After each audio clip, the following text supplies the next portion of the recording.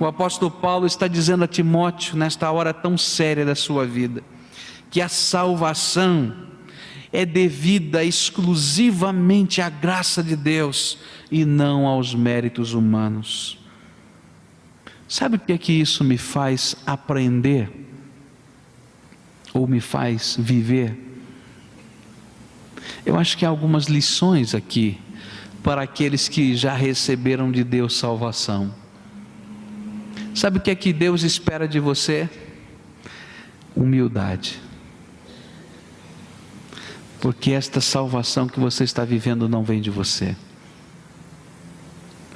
Você é o pecador que Deus resgatou.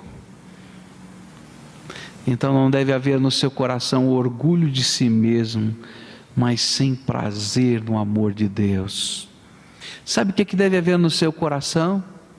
Gratidão. Porque foi esta graça maravilhosa de Jesus, antes da fundação do mundo, que alcançou a sua vida.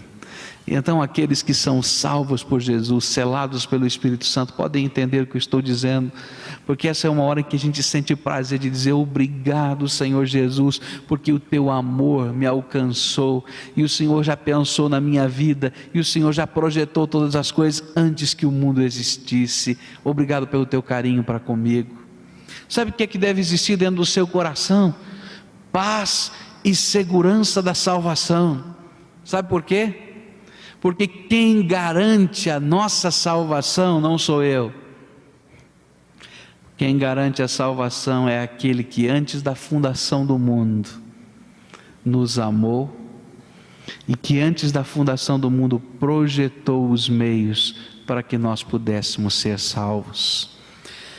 A origem da salvação é esse propósito de Deus, antes da fundação do mundo, de usar de misericórdia e graça para conosco. Nunca de ser o próprio homem. A essência da salvação é a justificação, a santificação e a glorificação. Mas e o fundamento da salvação? Como é que isto se processou?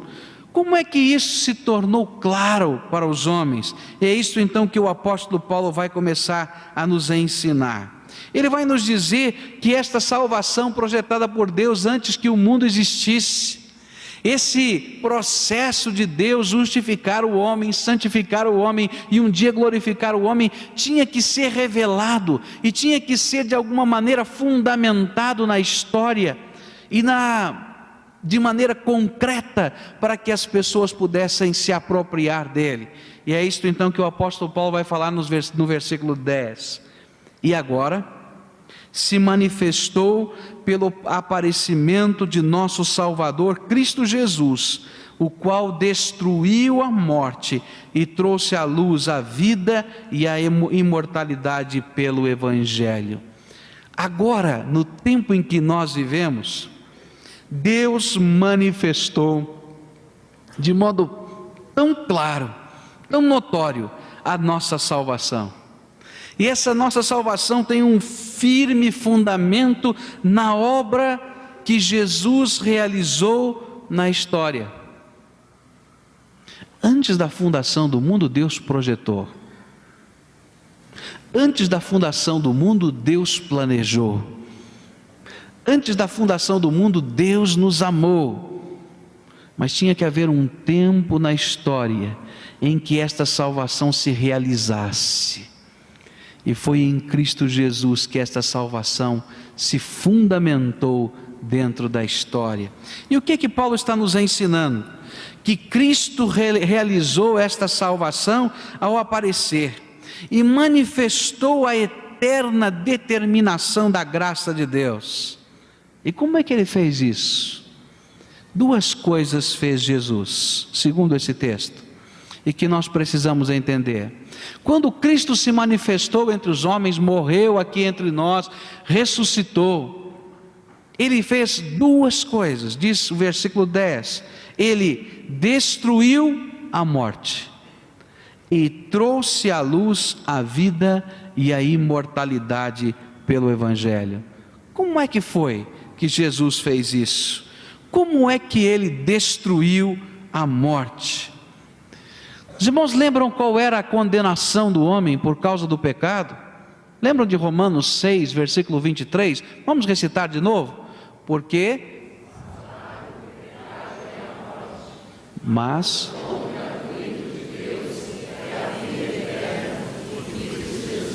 vamos voltar lá para o jardim do Éden. Deus criou Adão, Deus criou Eva, não é isso que a Bíblia nos diz? E lá naquele jardim disse: olha, vocês podem comer de todas as árvores deste jardim, mas há uma árvore que eu não quero que vocês comam, é proibida.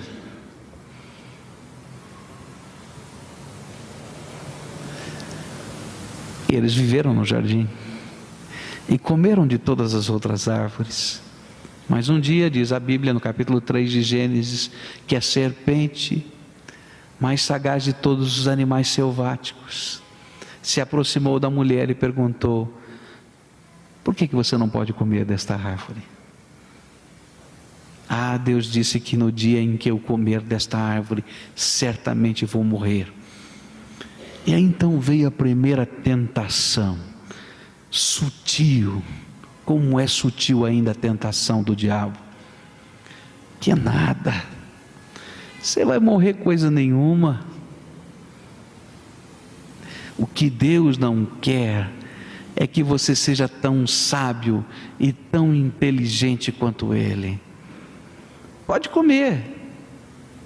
E a mulher então pegou do fruto, comeu. E eu posso imaginar a mulher esperando: morro ou não morro agora? E não morreu imediatamente. E ela foi então correndo para o seu marido e disse: olha, tive um encontro esquisito com a serpente, e ela me disse que Deus não quer que eu coma desta árvore, porque Deus não quer que eu seja inteligente e tão inteligente quanto Ele. Eu comi e não morri. E o homem vai e come. Só que tanto Adão quanto Eva não podiam compreender o que a morte significava, e não podiam entender que a partir daquele instante em que o pecado, a desobediência a Deus, a desconfiança para com Deus havia entrado no coração deles, eles automaticamente estariam se afastando de Deus e morrendo um pouquinho cada dia, até que um dia este corpo que eles também tiveram, semelhante ao meu, para eles parou de funcionar. Este era o grande inimigo, porque o salário do pecado, a recompensa do pecado, a consequência do pecado é afastamento de Deus, mas é morte. E Deus precisava, esse Deus que amou-nos antes da fundação do mundo, esse Deus que projetou você, que vive aqui hoje, Deus queria resgatar este projeto tão precioso que é a sua vida. E Ele precisava resgatar você da morte. E então Jesus veio a esse mundo para nos resgatar da morte. Agora eu queria que você entendesse o que é a morte. A Bíblia vai falar sobre 3 aspectos diferentes da morte. Ele vai dizer que todas as pessoas morrem fisicamente. Eu acho que eu não preciso explicar muita coisa. Acho que se você já foi a um funeral, ou se você já perdeu alguém querido, você pode compreender o que é morte. Este corpo para de funcionar. A alma se separa do corpo. Não é assim? E aí veio a morte física. Mas a Bíblia não fala somente de morte física. A Bíblia vai falar de um outro tipo de morte. Ela vai dizer que existe uma morte espiritual. Tudo isso é morte, segundo a palavra de Deus. E morte espiritual é quando a alma está separada de Deus. E é por isso que Efésios capítulo 2 vai dizer que neste mundo existem milhões e milhões de zumbis, mortos vivos. Porque ainda que estejam caminhando, andando, falando, estão mortos espiritualmente nos seus delitos e pecados, porque a sua alma, o seu espírito, a sua parte divina está separada de Deus e não tem comunhão com Deus. Isso é consequência do pecado. Quando Adão e Eva pecaram, eles tiveram que ser expulsos do paraíso de Deus e não puderam voltar mais ao paraíso de Deus, e aquela mesma comunhão que desfrutavam no jardim, não puderam mais desfrutar, porque a consequência do pecado é morte física, mas morte espiritual também. Mas não para aí, meus irmãos, a Bíblia vai falar de um terceiro tipo de morte, é a morte eterna. A morte eterna é quando a alma e o corpo, e às vezes nós não entendemos isso, a alma e o corpo estarão eternamente separados de Deus no inferno. Nós vamos aprender na palavra de Deus que Deus vai ressuscitar todos os mortos e vai julgar todos os mortos. E alguns com o seu corpo ressurreto permanecerão com Cristo e com o Pai por toda a eternidade.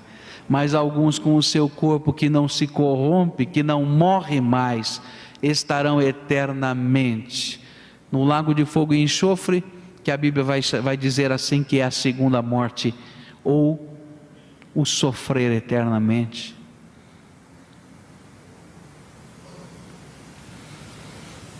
Jesus veio destruir a morte. Todas estas três formas de morte vieram do mesmo lugar, o pecado. E elas são uma terrível, porém justa, recompensa pelos nossos pecados. E se Deus não tivesse na sua graça planejado algo especial para mim e para você, a nossa condição era de morte. Nós estaríamos vivendo a morte espiritual, distante de Deus nesta vida, num vazio profundo, numa angústia muito grande, porque vai faltar sempre algo aqui dentro.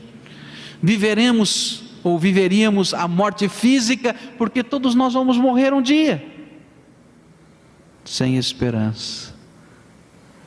E entraríamos para a morte eterna, porque não haveria esperança. Mas Deus projetou a nossa salvação, nos justificou, nos santificou e vai nos glorificar um dia. Mas Ele teve que manifestar esta salvação aqui na terra, e Jesus veio a esse mundo, morreu numa cruz e ressuscitou ao terceiro dia para destruir a morte. O que Jesus veio fazer? O que significa esse destruir a morte? Você pode dizer, mas pastor, será que significa que Jesus já eliminou a morte? Eu acho que não é bem assim. Veja bem o que é que significa esse destruir, porque eu posso entender que ainda existam pessoas nesta terra que estão mortas nos seus delitos e pecados, e continuam mortas espiritualmente. Talvez você conheça muita gente que não tem qualquer comunhão com Deus, qualquer intimidade com Deus, e continuam vivendo vazio espiritual. E você vai me dizer, mas Jesus já veio, já morreu na cruz, já ressuscitou, por que isso ainda acontece? Você vai me dizer, pastor, eu estive num funeral ontem, eu sei que as pessoas ainda morrem no seu físico, como é que Jesus veio destruir a morte? E você pode me dizer, bom, eu não entendo muito desse negócio de morte eterna, de segunda morte, mas a Bíblia diz que isso ainda está acontecendo. E vai acontecer. Apocalipse 20, 14, 21, 8, vão falar sobre esta segunda morte, quando o corpo e a alma estarão lançados no lago de fogo e enxofre. Mas o que Paulo está tentando nos ensinar é que a destruição final da morte ainda se encontra no futuro, quando Ele, o Senhor Jesus, vencerá o último inimigo de Deus, a morte, e ela será destruída. Abra sua Bíblia em 1 Coríntios capítulo 15, versículo 26, e eu queria que você prestasse atenção na leitura que vamos fazer desse versículo. 1 Coríntios 15, 26 diz assim: ora, o último inimigo a ser destruído é a morte. O último inimigo a ser destruído é a morte.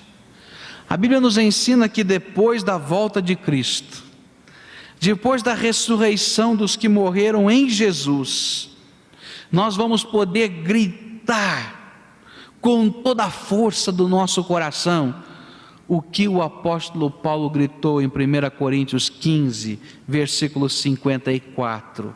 Veja só o que o apóstolo Paulo gritou. Ele disse assim: mas quando isto que é corruptível se revestir da incorruptibilidade, e isto que é mortal se revestir da imortalidade, então se cumprirá a palavra que está escrita: tragada foi a morte na vitória. Vai chegar um dia, meu querido irmão, e esse dia já foi conquistado, o direito desse dia na cruz do Calvário, em que Jesus Cristo vai voltar, em que os mortos ressuscitarão, e que nós, que se estivermos vivos, seremos arrebatados nas nuvens e teremos o nosso corpo transformado, e a partir daquele dia não haverá mais morte, e nós poderemos dizer: tragada foi a morte pela vitória do nosso Salvador Jesus Cristo. Apocalipse 21, 4 vai falar da mesma coisa. O que o apóstolo Paulo afirma é que Cristo, na sua primeira vinda, decisivamente derrotou a morte, tornou a morte ineficiente, tornou a morte sem poder, tornou a morte inútil em si mesma, porque não é mais a destruição final. Anulou a morte. É como se nós pegássemos um escorpião e tirássemos dele o ferrão, ou se nós pegássemos uma cascavel e tirássemos dela as presas. Pode até ter veneno naquelas bolsas, mas não podemos mais ser picados por ela, porque Jesus arrancou o ferrão da morte, as presas da morte. E é como se existisse um grande general cujo exército foi derrotado. Ele pode continuar gritando e bramando a sua estratégia, mas não há mais poder nele. E é isto, exatamente isso, que o apóstolo Paulo está ensinando à igreja e fazendo Timóteo se lembrar. 1 Coríntios 15, versículo 55 diz assim: onde está, ó morte, a tua vitória? E onde está, ó morte, o teu aguilhão? Onde está agora o teu ferrão? Onde está a tua presa, ó morte? Porque Jesus já tirou, já venceu a morte na cruz do Calvário. Quando Jesus Cristo morreu por nós, Ele tomou o nosso lugar ali. E quando Ele ressuscitou, Ele o fez também por nós. A Bíblia vai nos dizer que Ele é a primícia de Deus e a garantia de que a ressurreição chegará a todos quantos creem no seu nome. É a garantia de Deus. Quando eu estive na Índia, eu pude ver uma coisa que nós não estamos tão acostumados aqui. Nós lemos na palavra de Deus sobre o culto das primícias, não é isso? Quando o primeiro fruto da terra era oferecido ao Senhor em ação de graças, e era um símbolo já de gratidão por toda a colheita que seria feita. E num dos domingos em que estivemos ali, numa das igrejas, nós chegamos e achamos aquilo bem estranho, porque ali mais ou menos embaixo do púlpito, mais ou menos nessa direção, eles colocaram um tablado, não é? Com umas escadinhas assim, colocaram uma toalha bem bonita, e à medida em que os crentes iam chegando, cada um trazia uma sacolinha diferente, e um então tirava um couve-flor e colocava ali, né? Outro tirava um rabanete, colocava ali. Outro vinha com uma cenoura, colocava ali. E eu comecei a ficar, mas que coisa esquisita, né?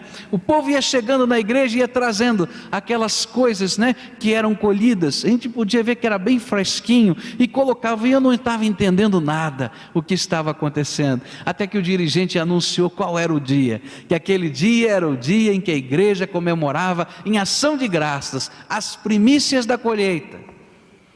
E eu pude entender. Aquelas pessoas levavam aquilo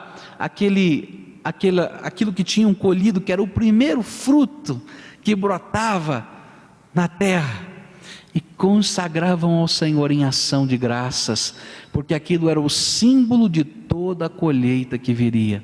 O que o apóstolo Paulo está dizendo é que quando Jesus Cristo morreu na cruz e ressuscitou por nós, ao terceiro dia se manifestou aos seus discípulos glorificado, continuou a ensiná-los durante 40 dias, ele era a primícia de Deus, e que nós já poderíamos louvar ao Senhor, porque a morte foi destruída por Cristo Jesus. O nosso inimigo foi destruído porque Jesus morreu e ressuscitou por nós. Como foi que Jesus destruiu esta morte? Como é que eu posso tomar posse desta primícia de Deus? Cristo tomou meu lugar na cruz, e pela fé eu recebi Jesus como Senhor da minha vida. A morte espiritual já não precisa mais existir em mim. Sabe por quê? Porque agora o Espírito Santo de Deus, que é vida, habita no meu coração. Aí você vai me dizer, mas e a morte física? A morte física já não é mais o terrível monstro que nos parecia antes, pois para nós ela significa aquilo que a Bíblia vai dizer numa linguagem figurada: dormir em Cristo. Ela significa lucro. Ela significa um estado consciente com Cristo, aguardando a ressurreição.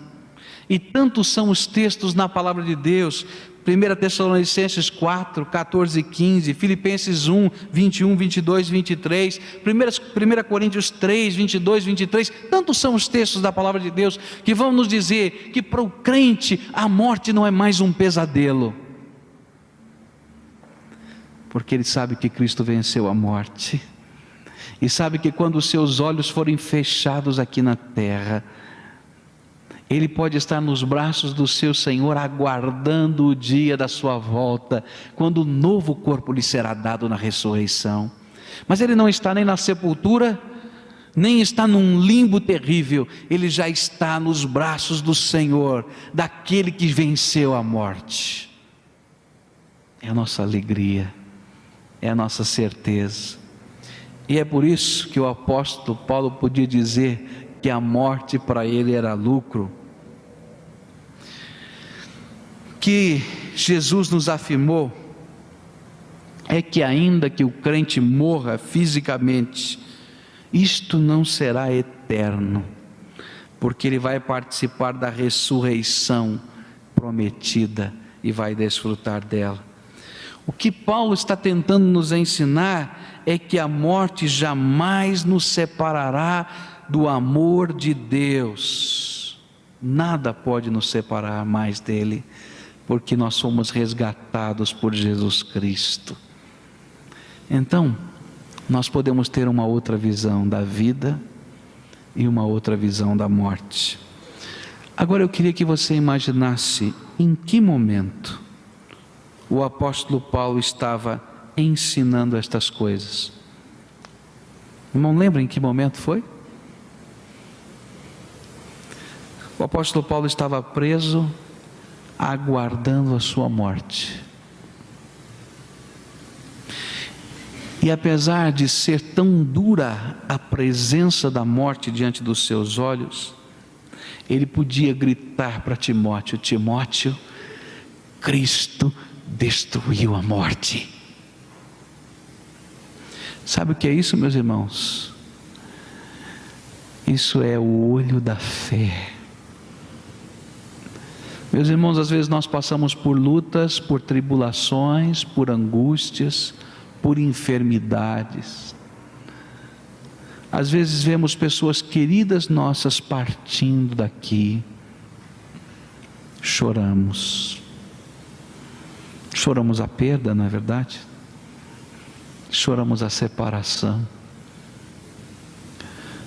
Mas não podemos tirar do nosso coração e da nossa mente a certeza daquilo que Paulo estava nos ensinando nesta hora. Cristo destruiu a morte, e todos quantos creem no Senhor Jesus têm vida. Agora eu posso entender o que Apocalipse 14, versículo 13 fala, e quando nós lemos com os olhos apenas da carne, os olhos humanos, até nos arrepia, talvez já tenha arrepiado você. Apocalipse 14, 13 diz assim: bem-aventurados os mortos que desde agora morrem no Senhor. Há alguns versículos da Bíblia, né, que nos deixam meio irritados.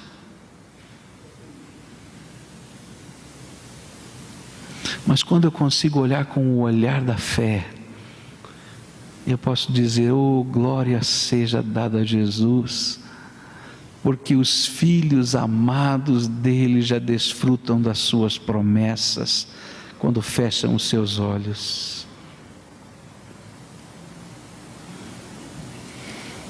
Se a morte física não mais nos angustia, porque a fé nos mostra o que Jesus fez por nós, então a morte espiritual muito menos.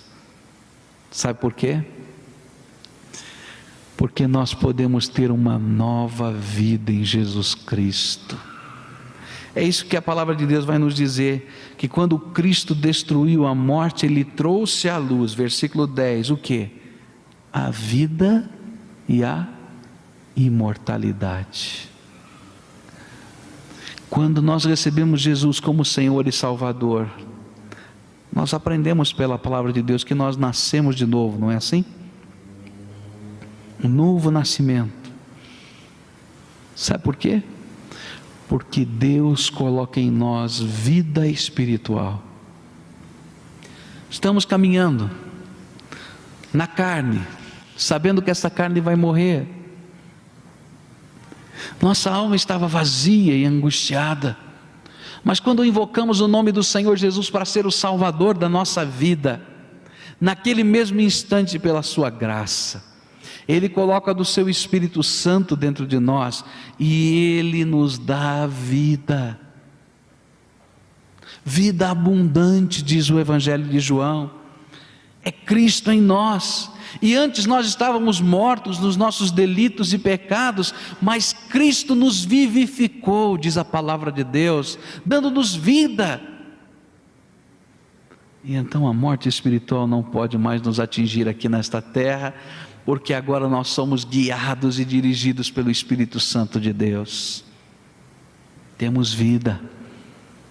E a palavra de Deus vai dizer que é vida abundante. Sabe por quê, meus irmãos?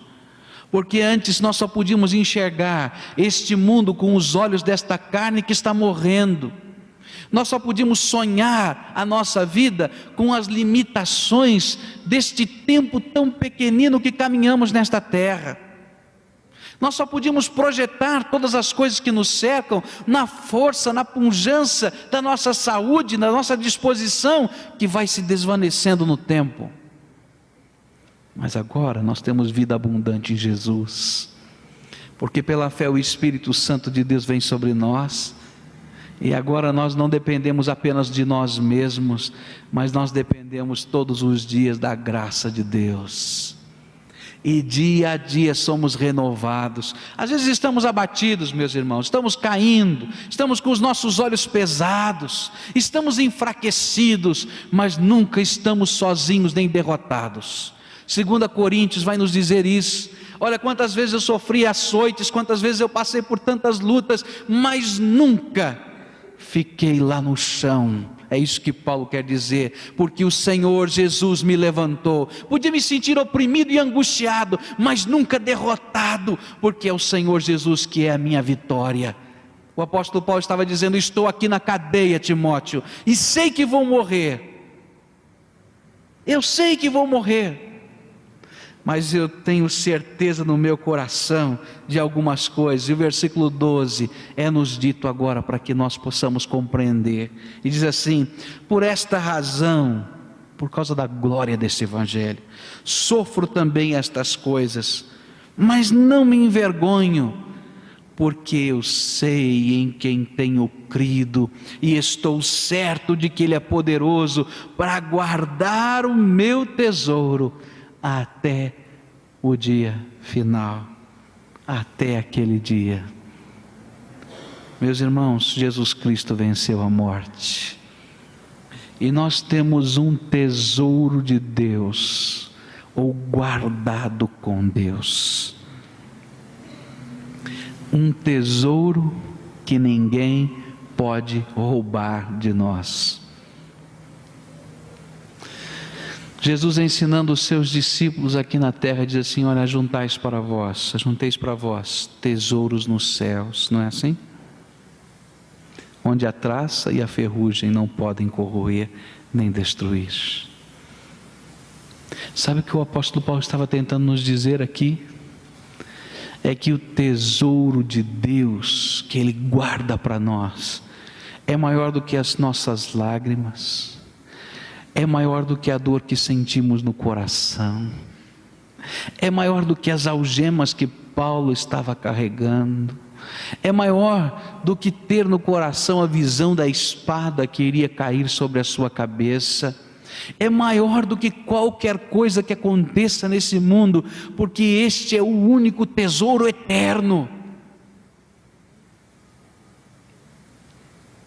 E ainda que os meus braços se desfaleçam, ainda que eu me sinta enfraquecido, o meu tesouro não pode ser arrebatado, porque está guardado nas mãos do meu Senhor,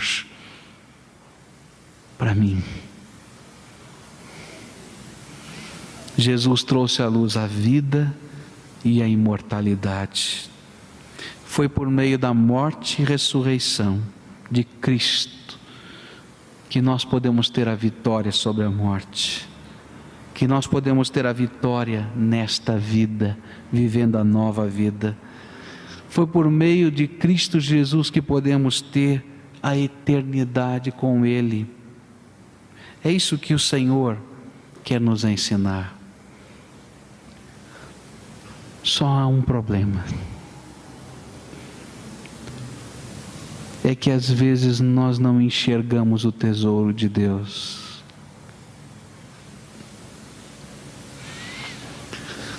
Sabe por que Paulo estava escrevendo este capítulo 1?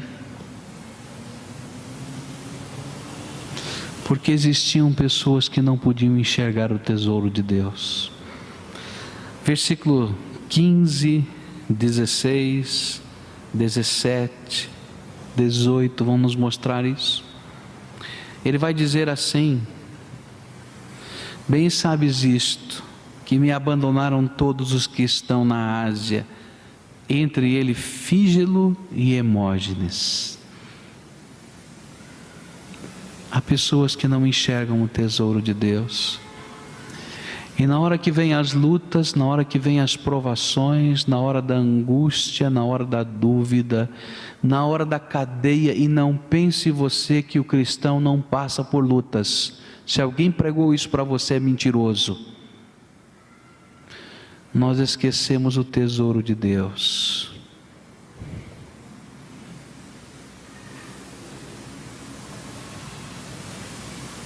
E fugimos.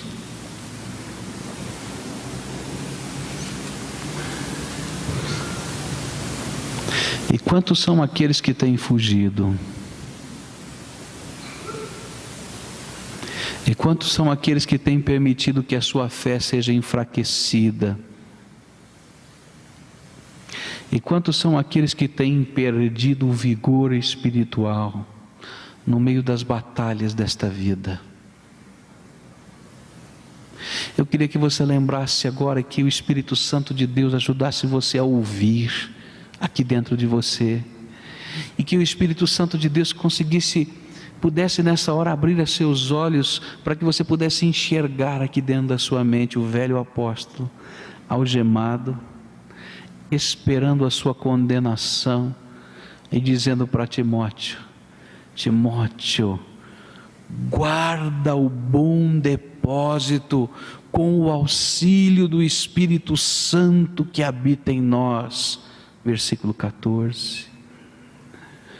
Meus queridos, há um depósito com Deus e esse ninguém pode arrebatar de nós. Mas há um depósito que fica guardado dentro do nosso coração. É a nossa fé, é a nossa esperança, é o nosso amor a Jesus Cristo. E este, meus queridos, o inimigo tenta arrebatar todos os dias do seu coração. E é por isso que o velho apóstolo, sabendo dos problemas que a igreja enfrentava naqueles dias, escreve esta carta, dizendo: Timóteo, diz isto à igreja, Timóteo, que aquele depósito está garantido e ele vale mais do que tudo, vale mais do que estas algemas, do que a luta, do que o sofrimento. Então, meu filho, guarda o bom depósito no teu coração com a ajuda do Espírito Santo. Como é que está o teu depósito? Como é que está aí a tua alma?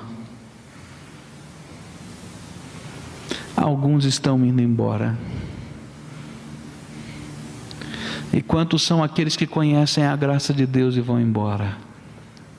Não porque Deus falhou no seu amor antes da fundação do mundo, não porque Deus falhou na justificação, não porque Deus não derramou o Espírito sobre o coração, mas porque em um determinado momento da sua vida eles extinguem, abafam a ação do Espírito nas suas vidas, e abafam, meus irmãos, com o pecado, e abafam com os seus olhos vendados, e abafam com a ilusão deste mundo, e abafam com as falsidades que nos cercam. Parece que é lindo e não é. E o apóstolo Paulo diz assim: não, meu filho, guarda o bom depósito com a ajuda do Espírito Santo.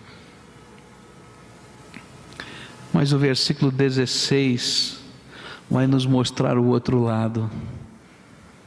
Assim como existem aqueles que vão embora e perdem o depósito do coração, porque aquele não pode ser roubado, diz a palavra de Deus que há aqueles que não se abalam. Versículo 16: o Senhor conceda misericórdia à casa de Onesífero, porque muitas vezes ele me recreou e não se envergonhou das minhas cadeias. Antes, quando veio a Roma, diligentemente me procurou e me achou. O Senhor lhe conceda que naquele dia ache misericórdia diante do Senhor. E quantos serviços prestou em Éfeso, melhor tu o sabes. Ele vai dizer: olha, aqueles dois foram embora, se desanimaram, mas houve um homem, e o nome dele está registrado aqui por causa da graça de Deus, que não se envergonhou do Evangelho, e que não se envergonhou das lutas, e que não se envergonhou das dificuldades, mas continuou firme na fé. E vai dizer a palavra de Deus que ele vai a Roma e vai procurar Paulo. Onde está Paulo? Nós temos orado por você, e agora onde você está, querido irmão e mestre? E ele vai e acha lá no calabouço, e não se envergonha de dizer que é irmão do apóstolo que está preso, e continua firme. E Paulo então vai escrever à igreja: permaneça firme na graça do Senhor. E eu queria terminar essa meditação recordando algumas palavras que eu vi no estudo desta carta em São Paulo, proferida pelo pastor Shed.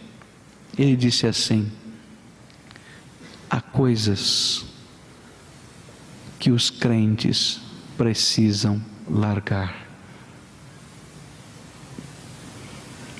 Mas há coisas que os crentes precisam segurar com as duas mãos.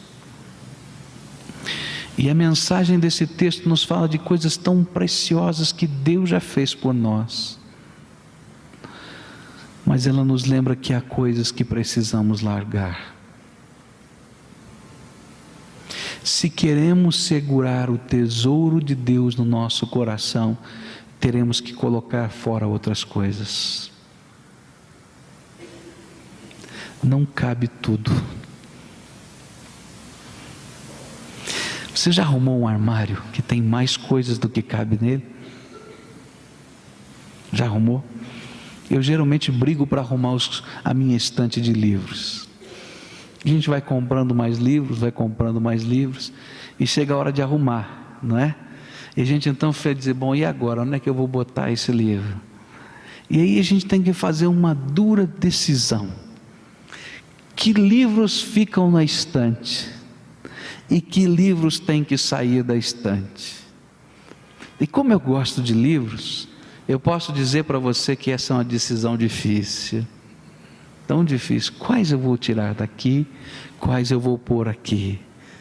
E então nós vamos descobrir quais são os mais preciosos. Quais são aqueles que nós mais usamos. Não é assim? E então estes nós colocamos num lugar especial. E eu tenho uma estantezinha, são 3 prateleiras que ficam em cima da minha escrivaninha. Aqueles são os livros que eu não empresto para ninguém. Porque aqueles eu uso toda semana. No nosso coração, há coisas que precisam ser colocadas fora, para que nós possamos segurar com as duas mãos o tesouro da graça de Deus na nossa vida. E não há outro jeito. Olha, a obra de Deus está completa. E graças a Deus que está completa. Jesus morreu por nós para a nossa justificação. O Espírito Santo de Deus foi nos dado para a nossa santificação. Temos a promessa da nossa glorificação. Tudo isso nasceu no coração de Deus antes da fundação do mundo. E é um propósito de graça. Graça e amor. Jesus veio aqui, fundamentou este propósito, morreu na cruz, ressuscitou, destruiu o ferrão, a peçonha, o veneno da morte, trouxe para nós vida e vida abundante. E daí? Esse é um tesouro que Deus guarda para nós no céu e que ninguém pode roubar, porque este tesouro do Evangelho está pronto e completo. Mas para tomar posse dele, meu querido, você precisa guardar no seu coração o seu tesouro, a fé em Jesus Cristo, compromisso com o Senhor, que tem o tesouro eterno. Você precisa guardar no seu coração a esperança da vida eterna, precisa ser aquela mola que lhe empurra. Você precisa guardar no seu coração o amor a Jesus, o amor aos seus irmãos. E esse é o tesouro que nós precisamos guardar aqui dentro, no meio da luta, no meio da tempestade, no dia bom e no dia mau. E nós somos tentados todos os dias a colocar outras coisas dentro do coração, para que este tesouro não tenha lugar ali dentro. Guarda o teu tesouro com a ajuda do Espírito Santo. Alguns não têm guardado e vão embora, mas outros, meus queridos, são fiéis até a morte e receberão do Senhor a coroa da vida, que lhes está prometida e guardada com aquele que é fiel, com aquele que pode nos dar a eternidade. Guarda o teu tesouro com a ajuda do Espírito Santo. Vamos curvar a nossa fronte e vamos orar a Deus agora. E nós vamos responder à voz do Espírito agora. Guarda o teu tesouro. E a pergunta é: o que é que você tem que largar para guardar o teu tesouro? O que é que tem que largar? Joga fora. Você vai descobrir aí dentro do seu coração paixões. Você vai descobrir dentro do seu coração pecados. Você vai descobrir dentro do seu coração amargura. Você vai descobrir dentro do seu coração tanta coisa. Então é a hora que agora você precisa dizer para Jesus: Jesus, me ajuda a jogar fora isto, porque eu quero guardar dentro da minha alma a fé, eu quero guardar dentro da minha alma a esperança, eu quero guardar dentro da minha alma o amor que procede do Senhor para a minha vida. Fale com Jesus agora. O órgão está tocando, é a sua hora com Deus. Fale com Ele agora.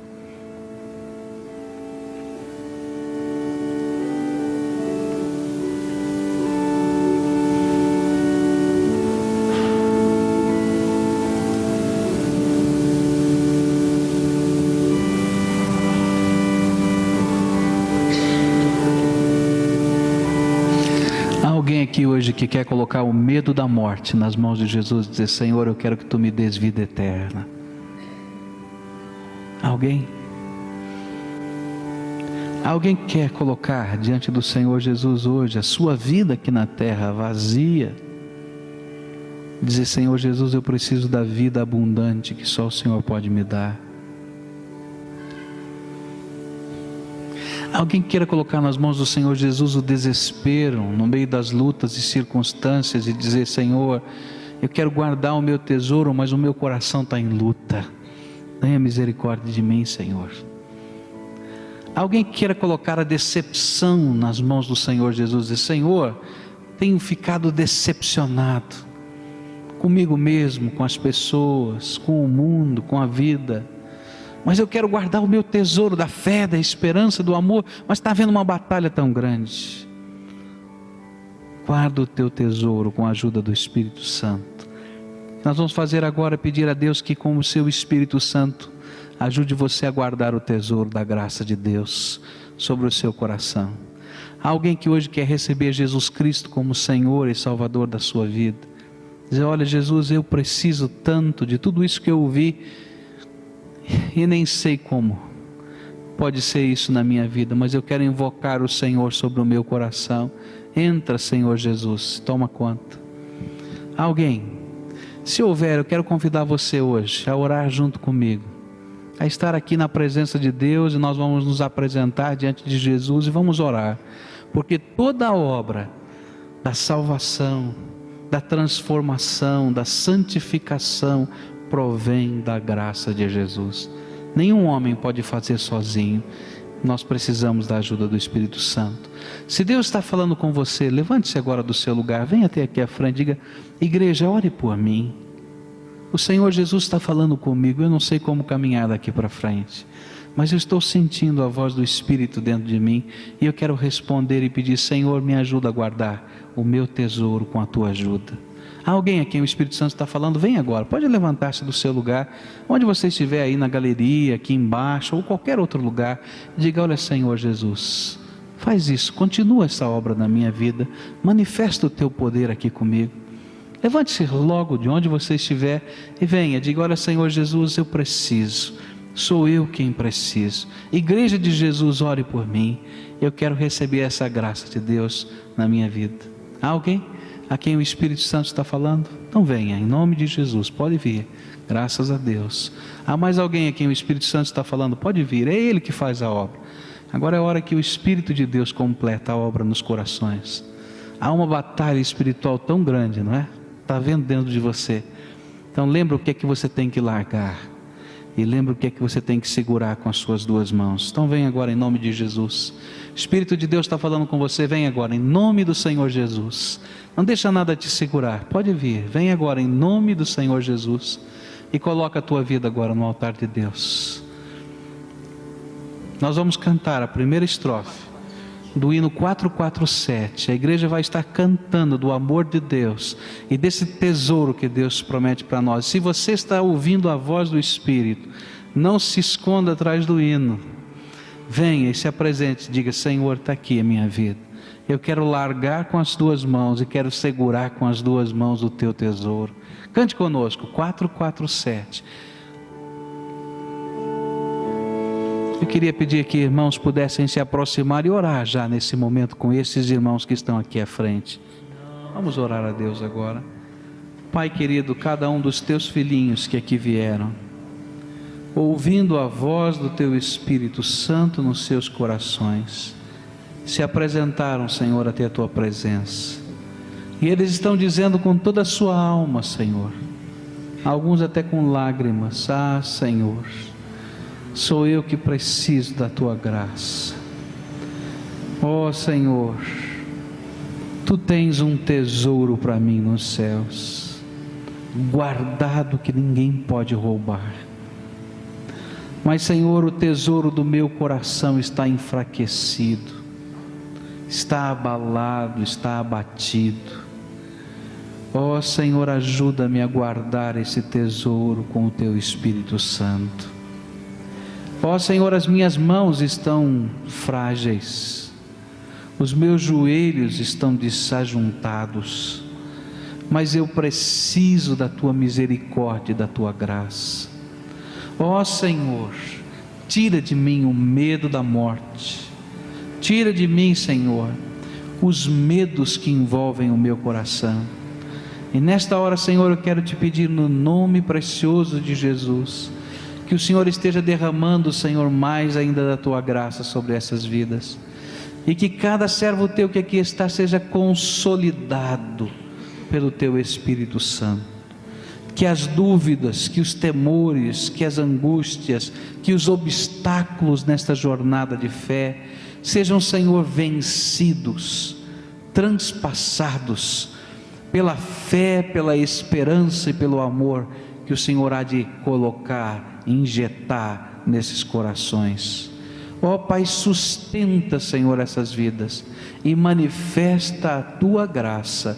Nós te pedimos no nome precioso de Jesus, já agradecidos. Amém. Amém. Amém. Que Deus abençoe cada um de vocês.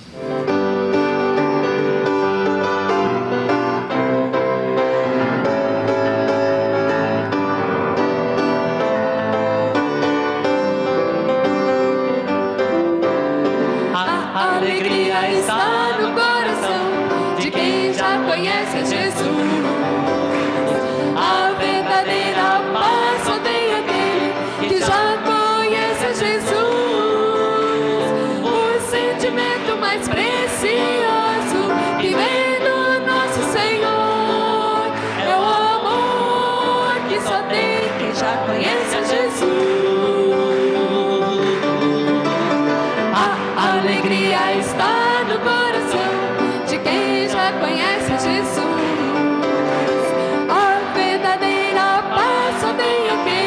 Que já conhece Jesus. O sentimento mais precioso que vem do nosso Senhor é o amor que só tem quem já conhece Jesus. Aleluia, aleluia, aleluia.